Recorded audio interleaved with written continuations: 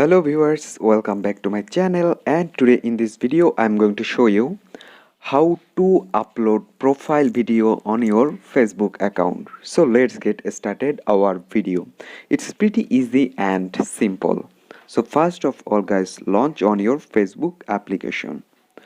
And guys, before starting our video, I want to request you that if you are new here, please subscribe my channel, also bell button.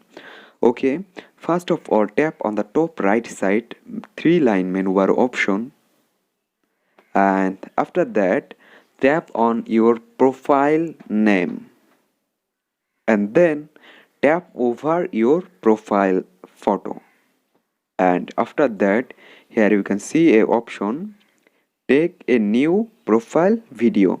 If you want to take recently, so just tap on this, and if you have any profile video, so just select it from your gallery. For that, just tap on select profile video, and here you can see it's your gallery, and you can select from any video for your profile video. So just I select this video randomly, and then here you can see it's playing on my profile, and after you can edit it like that, you can sound anything you can edit, and after complete edited, then tap on the top right side save option.